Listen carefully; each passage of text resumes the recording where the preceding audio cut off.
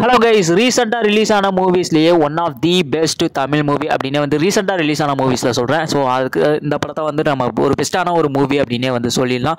ஆக்சுவலாக நான் அந்த படத்தை வந்து ஓடிடி பிளாட்ஃபார்மில் தான் வந்து பார்த்தேன் ஆக்சுவலாக. ஸோ இந்த படத்தை பார்த்ததுக்கு அப்புறமா ஐயோ இந்த படத்தை வந்து தேட்டரில் பார்க்க மிஸ் பண்ணிட்டோமே அப்படிங்கிற மாதிரி வந்து ஃபீல் பண்ணியிருந்தேன். ஸோ அந்த ஒரு படம் எது அப்படின்னா வந்து 11 தான். ஸோ 11 வந்து ரீசெண்டாக வந்து நம்ம தமிழ் சினிமாவில் வந்து ரிலீஸ் ஆன ஒன் ஆஃப் த ஒரு சூப்பரான ஒரு படம் அப்படின்னே வந்து ரீசெண்டாக ரிலீஸ் ஆன படங்களில் ஒரு நல்ல படம் அப்படின்னே வந்து சொல்லுவேன்.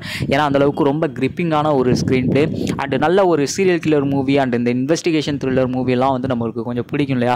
ஸோ அதனால் வந்து இந்த படத்தை வந்து கொஞ்சம் நல்லாவே வந்து ஒரு இன்ட்ரெஸ்டிங்காக வந்து பார்த்துக்கிட்டு இருந்தேன். அண்ட் படத்தோட பிளாட் வந்து கண்டினியூவாக சிட்டியில் நடக்கக்கூடிய ஒரே மாதிரியான ஒரு மர்டர். ஸோ அதை தேடி போகிற ஹீரோ. ஸோ அதுக்கப்புறமா என்ன நடக்குது அப்படிங்கிறது தான் படத்தோட மெயினான ஸ்டோரி. ஆக்சுவலாக சீரியல் கில்லர் மூவினாலே இதான் வந்து பிளாட்டாக வந்து இருக்கும். ஸோ அதுக்குள்ளே ஸ்க்ரீன் பிளேல என்ன பண்ண போகிறாங்க அப்படிங்கிறதான் வந்து வெயிட் பண்ணி பொறுமையாக பார்க்க வேண்டியதாக இருந்தது. ஸோ ஃபர்ஸ்ட் ஹாஃபை பொறுத்த வரைக்கும் செகண்ட் ஹாஃபை கம்பேர் பண்ணும்போது கொஞ்சம் ஸ்லோவாக இருந்த மாதிரி எனக்கு வந்து ஃபீல் ஆனிச்சு. பட் ஆனால் செகண்ட் ஹாஃப் வேறு லெவலில் வந்து இருந்தது. அண்டு படம் போக போக கிளைமேக்ஸில் ஒரு சூப்பரான ஒரு ட்விஸ்ட்டை வச்சு வந்து முடிச்சிருந்தாங்க. ஸோ வந்து ஆக்சுவலாக வந்து இந்த ஒரு ட்விஸ்ட்டு டர்ன்ஸ் எல்லாமே வந்து நம்ம ஹாலிவுட் மூவிஸில் இதே மாதிரி நிறையா பார்த்ததுனாலே என்னவோ நம்ம வந்து ஈஸியாக வந்து அதை வந்து ப்ரெடிக்ட் பண்ணுற மாதிரி வந்து இருந்தது. ஸோ அது கொஞ்சம் லைட்டாக வந்து டிசப்பாயின்மெண்ட்டாக இருந்தது. மற்றபடி வந்து படம் ஒர்த் வாட்ச் அப்படின்னு தான் வந்து சொல்லுவேன். ஸோ ஃபர்ஸ்ட் அந்த ஹீரோயின் வர்ற போர்ஷன்ஸை மட்டும் கொஞ்சம் கம்மி பண்ணியிருந்துருக்கலாம். அண்ட் வந்து அது கொஞ்சம் லைட்டாக வந்து ஒரு மாதிரியாக வந்து இருந்தது, நல்லா இல்லாத மாதிரி. அண்டு வந்து அந்த ஹீரோயின் போர்ஷன்ஸ் வந்து முடிஞ்சதுக்கப்புறம் மறுபடியும் வந்து ஸ்டோரிக்குள்ளே வராங்க. அண்டு வழக்கமாக வந்து இன்டர்வலில் ஒரு சரியான ஒரு இன்டர்வல் பிளாக் வந்து விட்டாங்க. ஸோ செகண்ட் ஹாஃப் வந்து ரொம்ப சூப்பராக வந்து இருந்தது. ஆக்சுவலாக வந்து கொஞ்சம் ஃப்ளாஷ்பேக் வந்து லென்த்தாக போன மாதிரி இருந்தது. அந்த ஒரு சீரியல் கில்லருக்கான ஒரு ஃப்ளாஷ்பேக்.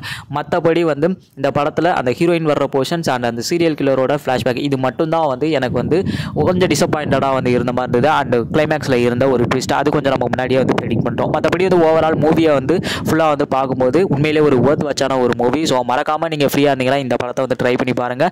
11 ஈஸியம் ரீசெண்டாக வந்து தமிழ் சினிமாவில் வந்து ரிலீஸ் ஆன ஒரு மூவிஸில் ஒன் ஆஃப் த ஒரு சூப்பரான ஒரு மூவி அப்படின்னே வந்து சொல்லலாம். ஸோ வந்து மறக்காமல் இந்த படத்தை வந்து செக் பண்ணி பாருங்கள். நான் ரீசெண்டாக வந்து ஓடிடி பிளாட்ஃபார்மில் தான் வந்து பார்த்தேன். ஆனால் மெயினாக அந்த படத்தை வந்து தேட்டரில் பார்த்துருந்தா நல்லா இருந்திருக்கும் அப்படிங்கிற மாதிரி வந்து எனக்கு பர்சனலாக ஃபீல் ஆகுது. ஏன்னா வந்து மெயினாக அந்த பேக்ரவுண்ட் மியூசிக்லாம் வந்து நல்லா பண்ணியிருந்தாங்க.